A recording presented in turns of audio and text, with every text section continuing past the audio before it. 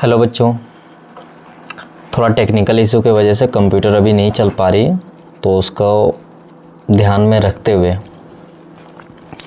आप लोग निश्चित रहें। आपको किसी ना किसी तरीक़े से प्रैक्टिस करवाना है, तो चलिए सवाल को अच्छे से प्रैक्टिस करते हैं और समझते हैं। देखिए क्या सवाल है, दाढ़ी बनाने में किस प्रकार के दर्पण का उपयोग किया जाता है। तो दाढ़ी का मतलब जहाँ पे आप सैलून वैलून में देखते हो तो वहाँ पे एक दर्पण लगा हुआ रहता है जिसमें थोड़ा सा बड़ा करके दिखाया जाता है चीज़ों को। तो कौन सा दर्पण का उपयोग होता है, तो यहाँ पहला ऑप्शन है समतल, उत्तल। समतल हम अपना घरेलू में यूज़ करते हैं, उत्तल ज़्यादातर हम लोग गाड़ियों में यूज़ करते हैं, अवतल और इनमें से कोई नहीं है। तो आपको सभी को पता है अवतल दर्पण। क्यों? अवतल दर्पण क्या होता है, जिसका परावर्तक पृष्ठ अंदर की ओर धंसा हुआ रहता है। तो इसमें क्या होता है, जैसे चम्मच या डब्बू देख लीजिए, तो उसमें आपका चेहरा थोड़ा सा फैला हुआ दिखता है। तो कौन सा दर्पण? अवतल दर्पण। तो दाढ़ी बनाने में किस तरह के दर्पण का उपयोग होता है? अवतल दर्पण। दूसरा, गोलीय दर्पण में फोकस दूरी मतलब क्या है? एफ, है ना। और वक्रता त्रिज्या, तो वक्रता त्रिज्या का मतलब क्या? आर। तो गोलीय दर्पण में देखिए, जब भी गोलीय दर्पण बनता है तो दो चीज़ होता है, फोकस दूरी और वक्रता त्रिज्या, है ना, के बीच का संबंध। तो सबको पता है कि क्या होता है या नहीं होता है। तो बोले दोनों के बीच का संबंध क्या होता है कि एफ, वक्रता त्रिज्या का। बोले क्या होता है, तो देखिए आप गोलीय दर्पण आप ऐसे बनाते हैं, गोला है, इसका दो भाग करते हैं, तो बीच वाला भाग क्या होता है? सेंटर। अगर मेरा गोला कोई चीज़ है तो ये गोलीय चीज़ है। अब यहाँ सी है, तो सी से यहाँ तक के बीच की दूरी को क्या बोलते हैं? आर। ठीक है, यहाँ तक समझ में आ गई। तो यहाँ से लेके अब इसका हिस्सा अगर काट दें, तो इसका हिस्सा काट देने से देखिए ये दर्पण अब एक गोलीय दर्पण का हिस्सा है, यहाँ से लेके यहाँ तक का क्या है? सी। ठीक है, तो सी जो है तो ये हो गया कौन सा त्रिज्या? वक्रता त्रिज्या। तो इसका पूरा आर हो गया। और इसके बीच का वक्रता त्रिज्या और यहाँ पी होता है, इसके बीच का दूरी क्या होता है? एफ। तो वक्रता त्रिज्या और एफ के बीच क्या दूरी की? वक्रता त्रिज्या एफ का कितना गुना है? 2 गुना। कितना गुना है? 2 गुना। तो आर बराबर हो जाएगा, आर बराबर कितना? F, 2f। अगर हमको f निकालना है, r बराबर कहीं 2f नहीं दिख रहा है, तो इसका मतलब अगर f निकालना है तो r को कितना से भागा दे देंगे? 2 से। इसका मतलब f r का कितना है? आधा है। तो f किसका आधा है? r का। क्लियर है? तो देखिए कहीं दिख रहा है f r का आधा है? हाँ, ऑप्शन नंबर कहाँ? बी। क्लियर है? यहाँ देखते ही पता चला कि हाँ, यहाँ से लेके यहाँ तक का वक्रता त्रिज्या है और जो फोकस दूरी बनता है f यहाँ है, तो इसका मतलब f वक्रता त्रिज्या का कितना है? आधा है। क्लियर है बच्चों? अब क्वेश्चन नंबर चलिए थर्ड। अब क्वेश्चन नंबर थर्ड क्या बोल रहा है कि प्रकाश के अपवर्तन की क्रिया में कौन सी भौतिक राशि अपरिवर्तित रहती है? अपरिवर्तित मतलब बदलती नहीं है। जब भी प्रकाश अपवर्तन होता है, एक होता है परावर्तन, एक होता है अपवर्तन। परावर्तन में क्या होता है, कोई चिकना सतह है, ठीक है, कोई चिकना सतह है, गया और टकरा वापस आ गया, तो इसको हम लोग बोलते हैं परावर्तन। लेकिन अपवर्तन में क्या है, ये अगर कोई चीज़ है तो इधर से पार हो जाना, सीधा पार हो जाना, तो उसे क्या बोलते हैं? अपवर्तन। क्या बोलते हैं? अपवर्तन। तो क्या चीज़ अपरिवर्तित रहती है, बदलती नहीं है? तो देखिए वेग, अब माध्यम के ऊपर डिपेंड करेगा। यहाँ विरल, यहाँ सघन है, तो वेग कम ज़्यादा होगा, तो वेग बदलेगा ही बदलेगा। तरंग धैर्य बदलेगा, इनमें से कोई नहीं। क्या नहीं बदलेगा? आवृत्ति। आवृत्ति उसका बदलती नहीं है। तो कौन सा ऑप्शन हो जाएगा? ये कि प्रकाश अपवर्तन। ट्रिक याद रखोगे, अपवर्तन में अपरिवर्तित रहती है। क्या अपरिवर्तित रहती है? आ से अपवर्तन, आ से अपरिवर्तित, आ से आवृत्ति। क्लियर है? तो प्रकाश का जब भी अपवर्तन होता है, जैसे अभी अगर आपके सामने शीशा है और शीशा ई पट्टी सुपट्टी रंगा हुआ नहीं है, तो प्रकाश इधर से उधर चला जाएगा। प्लास्टिक इधर से उधर प्रकाश चला जाएगा। वायु एक यहाँ से वहाँ चला जाएगा। इसका मतलब उसमें क्या हो रहा है? अपवर्तन। ठीक है बच्चों? अब अगला सवाल है क्वेश्चन नंबर 4। देखिए क्वेश्चन नंबर 4 क्या बोल रहा है। क्वेश्चन नंबर 4 अगर देखिएगा तो 1 मीटर, क्या बोला है? 1 मीटर फोकस दूरी वाले उत्तल लेंस की क्षमता होगी।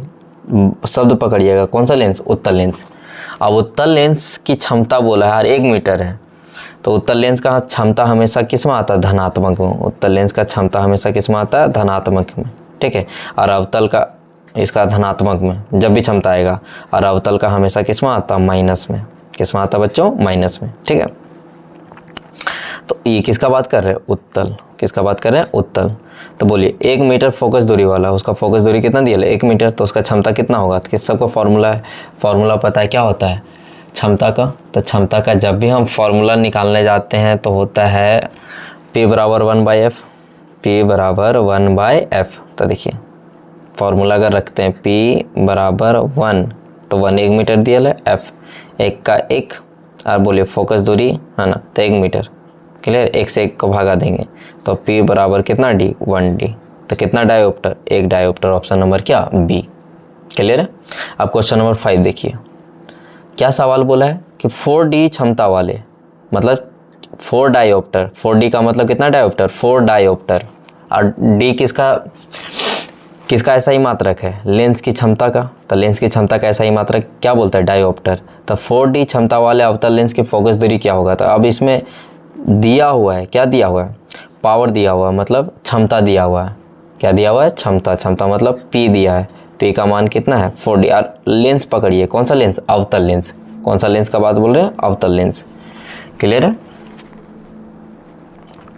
तो देखिए P बराबर कितना है 4D, ठीक है, मतलब 4 डायोप्टर, ठीक है। P बराबर 4 डायोप्टर है और इसमें फोकस दूरी मतलब क्या निकालना है, F। फॉर्मूला आप जानते हैं P बराबर कितना 1/f या F बराबर 1/P। तो हमको F निकालना है, तो F को हमको पता नहीं है, तो F निकालने के लिए हम लगाएंगे सिंपल सा F बराबर फॉर्मूला क्या होता है 1/P, 1 का 1, ठीक है, 1 का 1 हो जाएगा।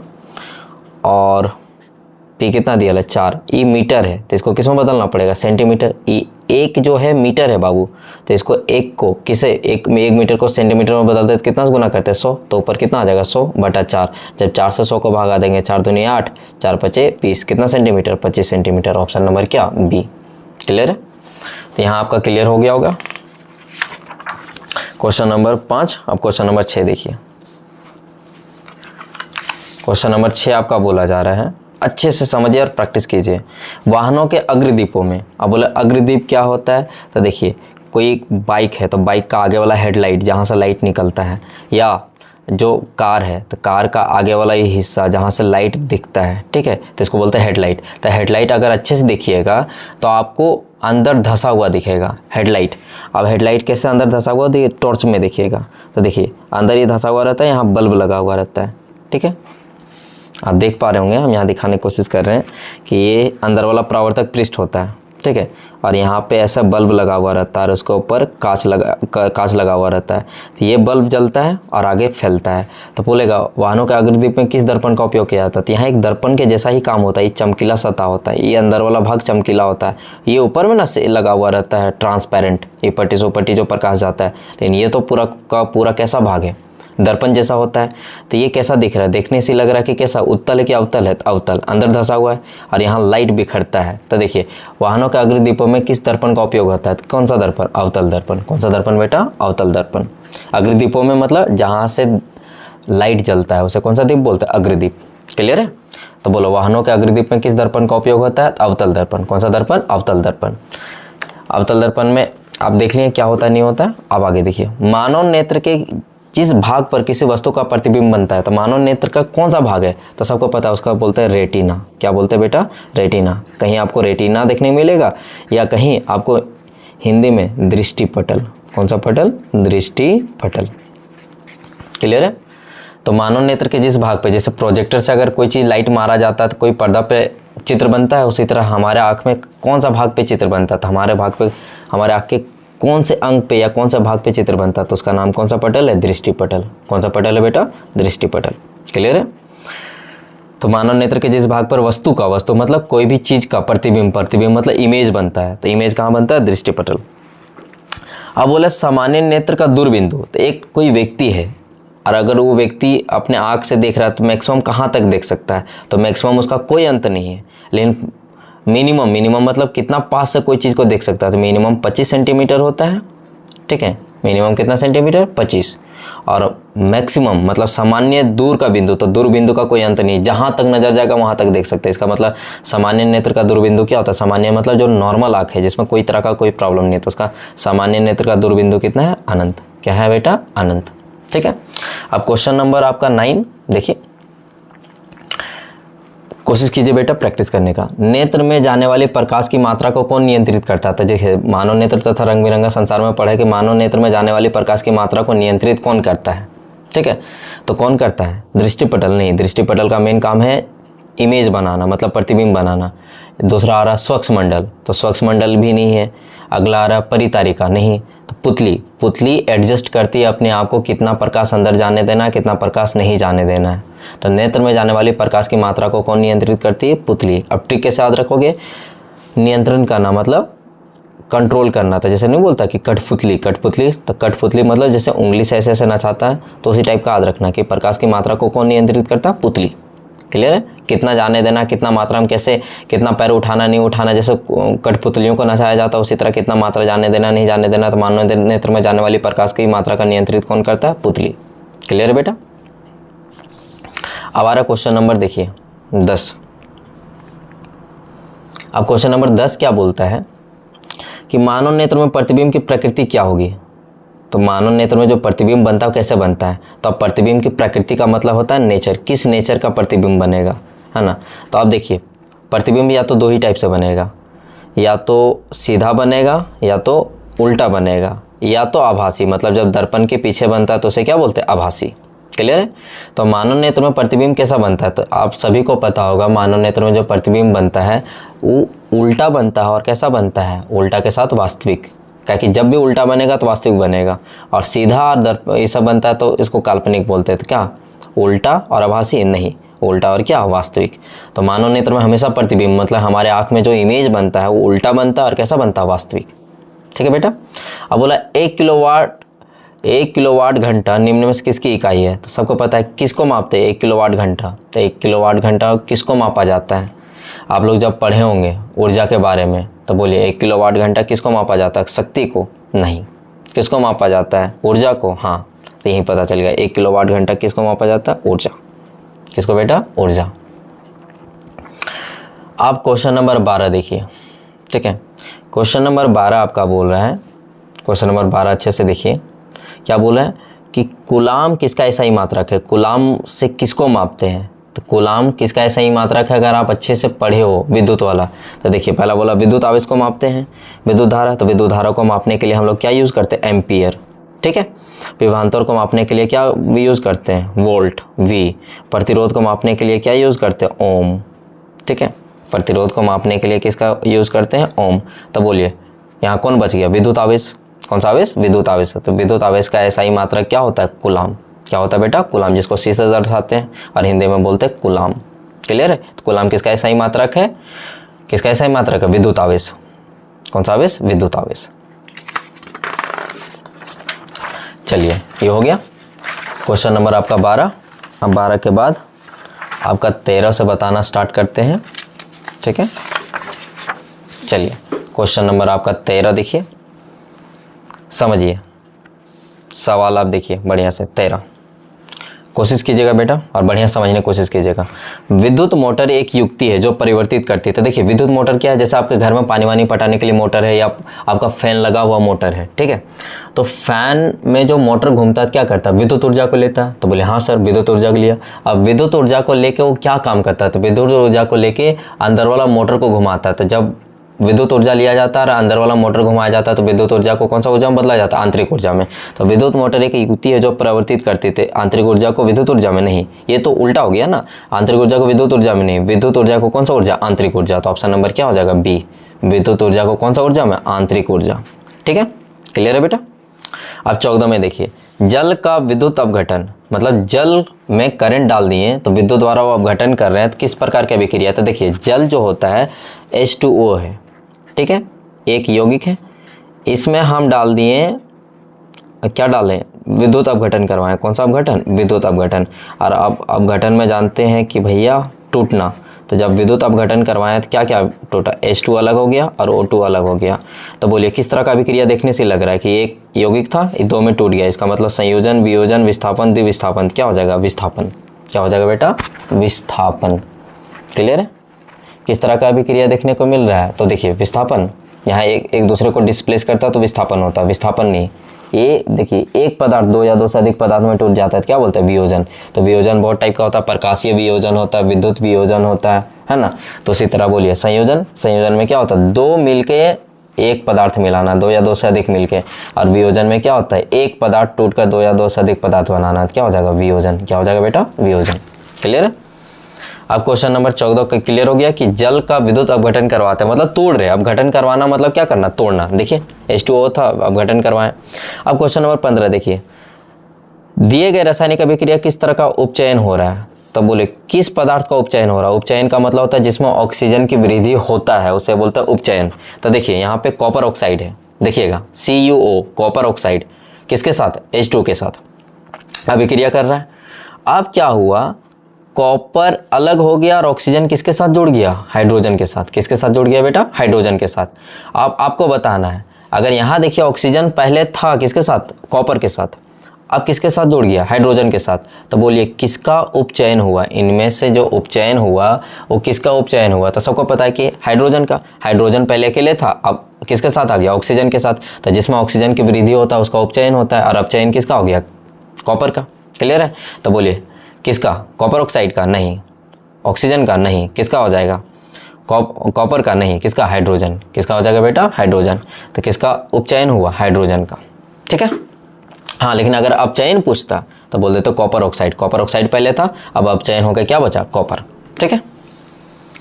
अब अगला सवाल, दिए गए चित्र में से किस प्रकार की अभिक्रिया हो रही है। तो देखिए चित्र को बढ़िया से देखिए, और यहाँ पे बता रहा है कि लोहे की किल है। देखिए ये लोहे की किल बता रहा है, ठीक है। और ये जो विलयन है किसका विलयन है, कॉपर सल्फेट का विलयन है। बोले ठीक है, कॉपर सल्फेट मतलब आसान भाषा में समझिए, अगर आपको बोले CuSO4 और इसमें हम डाल दे रहे हैं Fe, क्या डाल दे रहे हैं, Fe।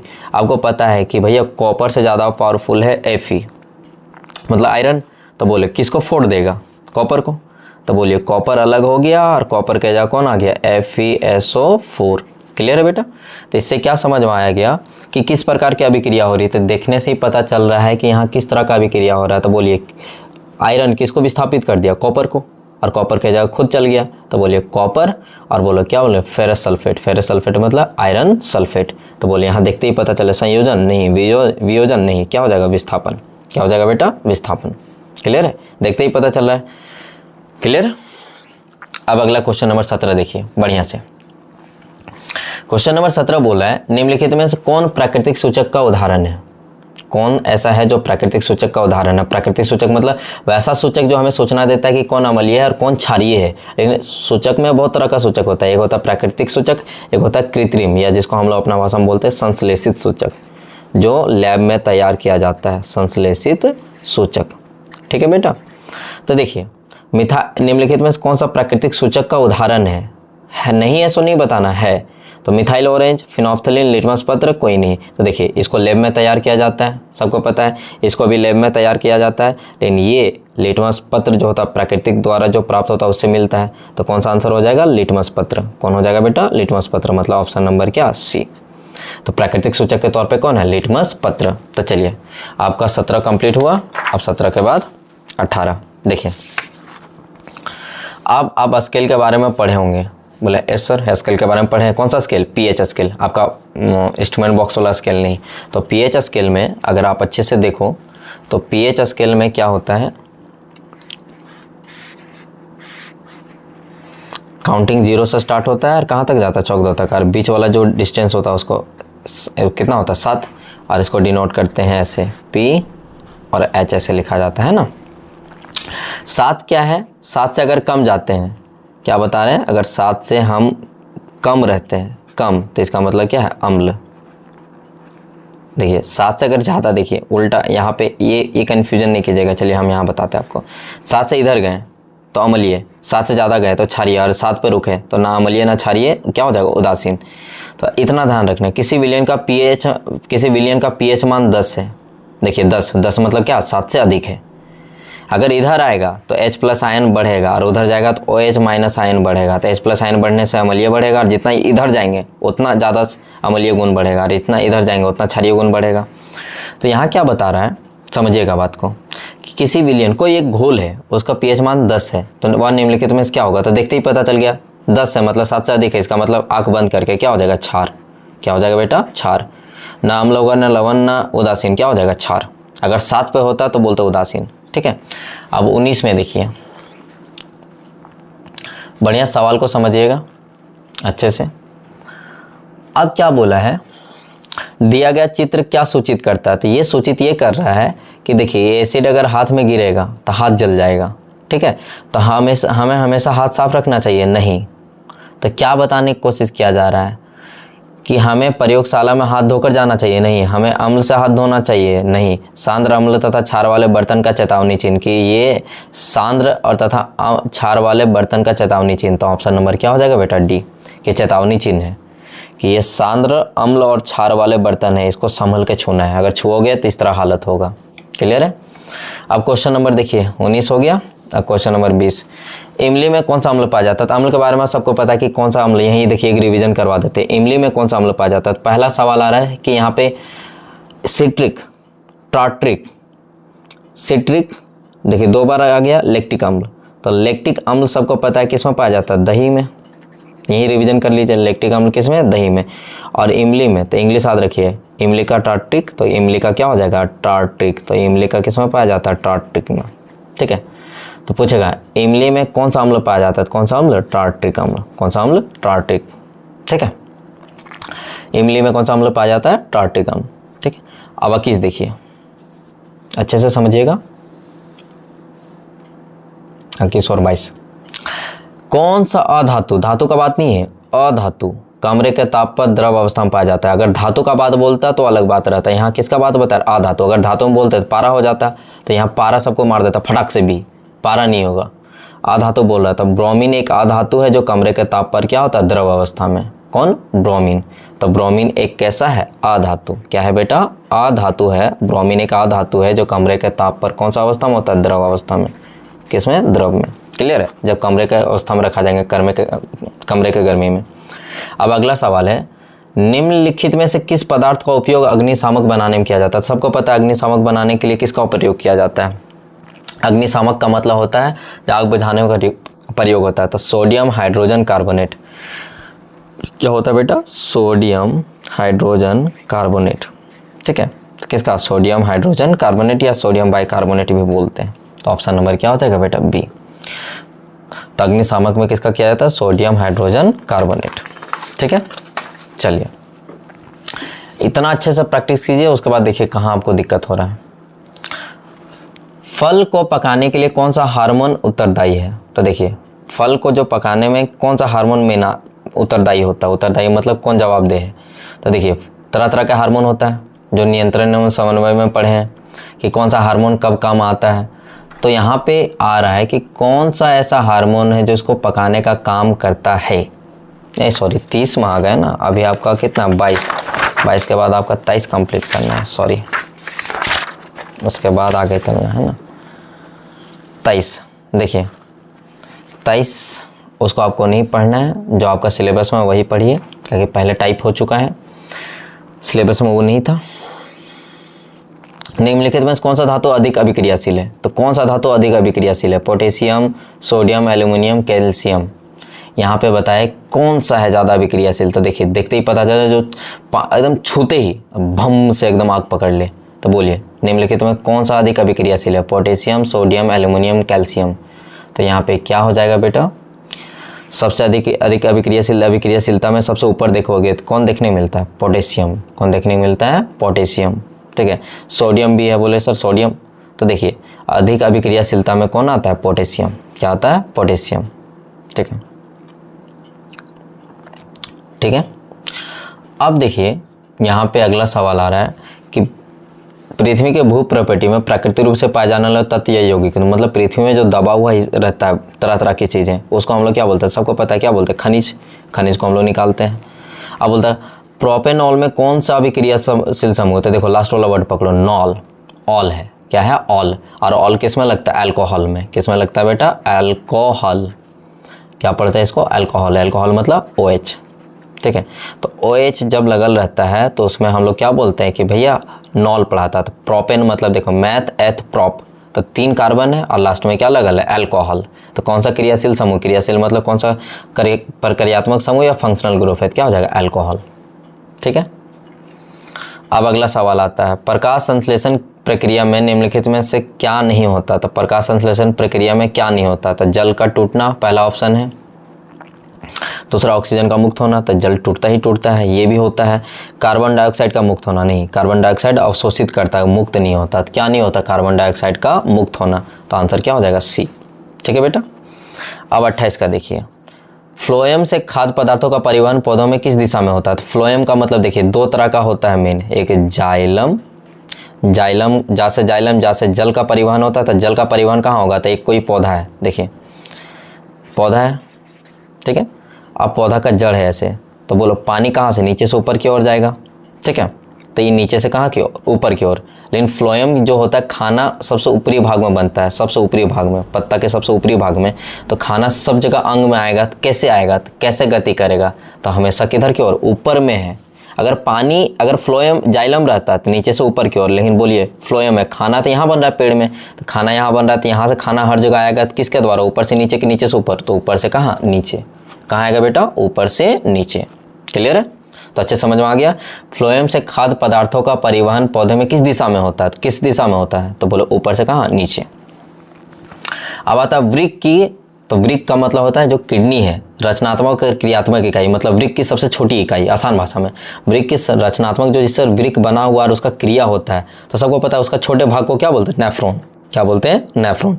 और नेफ्रॉन का आप संरचना ऐसे बनाए होंगे, है ना, बनाने के लिए भी आता है। क्लियर है, संरचना बना के आप दिखाए होंगे कि अच्छा ऐसे काम होता है, ठीक है। तो ये है हमारा नेफ्रॉन, जिसमें एक कोशिका गुच्छ रहता है, ठीक है। तो बोलिए वृक्क की रचनात्मक और क्रियात्मक इकाई को हम लोग क्या बोलते हैं बेटा, नेफ्रॉन। क्या बोलते हैं, नेफ्रॉन।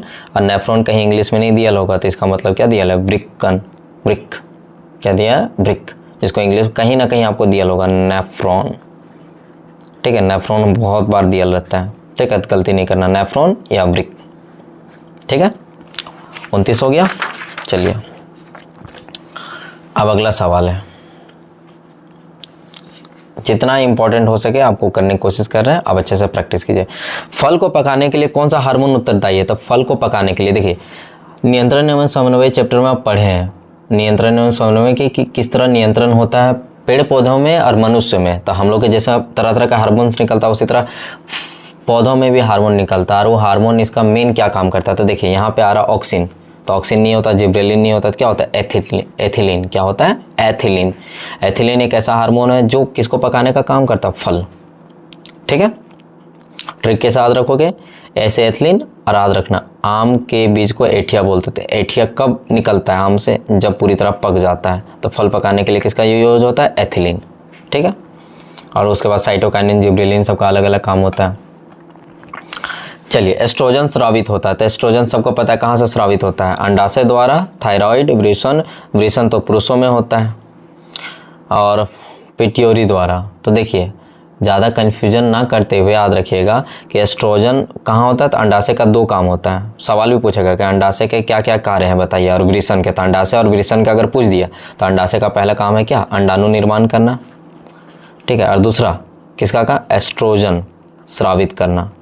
क्या स्रावित करना बेटा, एस्ट्रोजन स्रावित करना। क्लियर है, तो एस्ट्रोजन स्रावित करना, तो यही चोर पकड़ा गया कि एस्ट्रोजन स्रावित कौन करता है, अंडाशय द्वारा। नर युग्मक और मादा युग्मक के संलयन को क्या कहते हैं, जब नर और मादा युग्मक मिलता है तो सबको पता है निषेचन। नर और मादा युग्मक को हम लोग क्या कहते हैं, निषेचन। जब नर युग्मक मतलब कौन, शुक्राणु, और मादा युग्मक कौन, अंडाणु, जब दोनों मिलेंगे तो क्या होंगे, निषेचन, ठीक है बेटा। अब बोला दिए गए चित्र में कौन सा जनन हो रहा है, तो देखते ही पता चल रहा है कि ये क्या है, हाइड्रा। और हाइड्रा में किस तरह का होता है, मुकुलन। ये इसका एक उभार होता है, धीरे धीरे ये बड़ा हो जाता है, जैसे बड़ा हो जाएगा तो हिस्सा टूट के क्या हो जाएगा, साइड। तो यहाँ पे क्या हो जाएगा, मुकुलन। क्या हो जाएगा बेटा, मुकुलन, ठीक है। और प्रैक्टिस कीजिए आप लोग अच्छे से। चलिए देखिए समझिए, अब यहाँ सवाल है कि आनुवांशिकता वाला से रिलेटेड है ना, कि पक्षी और चमगादड़ के पंख। तो देखिए पक्षी और चमगादड़ के पंख देखिएगा तो क्या है, तो समजात अंग, अवशेषी अंग, जीवाश्म या असमजात। तो असमजात का मतलब होता है एक जात के होने का क्या सेंस है, तो क्या है दोनों का। तो अगर आंसर में देखिएगा तो क्या हो जाएगा, असंजात अंग। अब असंजात अंग क्या होता है, जो एक ही जाति को, तो देखिए दोनों उड़ने का काम करता है, लेकिन संरचना दोनों का एक जैसा नहीं है, ठीक है। तो तो सिंपल सा बात है, तो क्या हो जाएगा असमजात। अब बोला मेंडल ने अपना प्रयोग के लिए कौन सा पौधे को चुना, तो मेंडल ने अपना प्रयोग के लिए गेहूं को नहीं चुना, चना को नहीं चुना, किसको चुना, मेंडल। तो ट्रिक याद रखना, मेंडल और माँ से मेंडल, माँ से मटर, माँ से मेंडल और माँ से मटर। तो मेंडल ने कौन सा पौधे का चयन किया, मटर का। अब अगला, निम्नलिखित में कौन सा उत्पादक है। उत्पादक क्या होता है समझिए, जो किसी दूसरे पर निर्भर नहीं रहता, खुद अपना उत्पादन करता है, प्राकृतिक चीजों का उपयोग करके खुद मेरा अपना उत्पादन करता है। तो देखिए निम्नलिखित में कौन सा उत्पादक है, तो बोलो सांप, सांप तो दूसरे पर निर्भर है, मेढक भी निर्भर है। तो घास, घास उत्पादक होता है, बाकी बात सब उपभोक्ता होता है। उत्पादक जैसे नहीं होता है श्रृंखला में, देखें पहले होता है उत्पादक, उत्पादक के बाद उपभोक्ता नंबर 1, फिर उपभोक्ता 2, उपभोक्ता 3, एक के ऊपर एक, तो कौन हो जाएगा, घास। किसी आहार श्रृंखला में, आहार श्रृंखला मतलब जब एक दूसरे के साथ सब कनेक्टेड है, जैसे घास, घास को खाया टिंडा, टिंडा को खाया मेढक, ठीक है, ऐसे करके, तो सब एक श्रृंखला बना रहा है। तो किसी आहार श्रृंखला में शाकाहारी का निर्माण होता है, तो किसी आहार श्रृंखला में शाकाहारी का निर्माण होता है, तो कहाँ शाकाहारी का निर्माण होता है, तो देखिए प्रथम पोषक स्तर, द्वितीय, तो द्वितीय में, क्यों, क्योंकि वो सिर्फ और सिर्फ शाकाहारी चीज़ों को खाता है उसके, ठीक है। तो कौन सा, प्रथम में नहीं, कौन सा, द्वितीय पोषक स्तर, ठीक है। ओजोन परत के अपक्षय के लिए जिम्मेदार है, सबको पता है कौन सा, CFC, CFC मतलब क्लोरोफ्लोरोकार्बन, जो एसी और फ्रिज से निकलता है, क्लियर है। तो बोलिए कौन उत्तरदायी है ओजोन परत को अपक्षय, अपक्षय मतलब जो खराब कर रहा है, नुकसान कर रहा है, कौन उसके लिए उत्तरदायी है, तो कौन हो जाएगा, क्लोरोफ्लोरोकार्बन। क्या हो जाएगा बेटा, क्लोरोफ्लोरोकार्बन। अब क्वेश्चन नंबर आगे देखिए, निम्नलिखित में कौन सा जैव मात्रा ऊर्जा स्रोत का उदाहरण नहीं है। निम्नलिखित में कौन सा जैव मात्रा ऊर्जा स्रोत का उदाहरण नहीं है, ठीक है। तो देखिए जैव मात्रा मतलब जो जीवों के से प्राप्त होता है ऊर्जा, तो देखिए लकड़ी वो तो है, गोबर गैस भी है, कोयला भी है, लेकिन कौन नहीं, नाभिकीय ऊर्जा। तो नाभिकीय ऊर्जा मेरा जैव मात्रा ऊर्जा का स्रोत का उदाहरण नहीं है, ठीक है। और अगला आता है पवन ऊर्जा के उत्पादन के लिए, हम पवन ऊर्जा का ही उत्पादन करना चाह रहे हैं, ठीक है। तो उसके लिए हमें पवन की गति कितना तेज से पवन स्पीड में बहे, जो ये पवन चक्की को घूम सके, ठीक है। पवन चक्की जो खड़ी रहती है, ठीक है, तो उसको घूमने के लिए कम से कम 1 घंटा में कितना किलोमीटर हवा चलना चाहिए, 15 किलोमीटर प्रति घंटा। हवा का गति क्या होना चाहिए, 15 किलोमीटर प्रति घंटा। तो पवन ऊर्जा के उत्पादन के लिए हमें कितना चाहिए, तो 15 किलोमीटर प्रति घंटा। क्लियर है बाबू। अब देखिए ये अभी हम लोग क्लियर किए MCQ, अब करेंगे हम लोग वेरी शॉर्ट, वेरी शॉर्ट फिर शॉर्ट। अब बने रहिए, हाथ से लिख लिख के एक एक चीज़ों को दिखाएंगे, क्लियर है। तो ये एक बार अच्छे से रिवीजन कर लीजिएगा। चलिए, थैंक यू।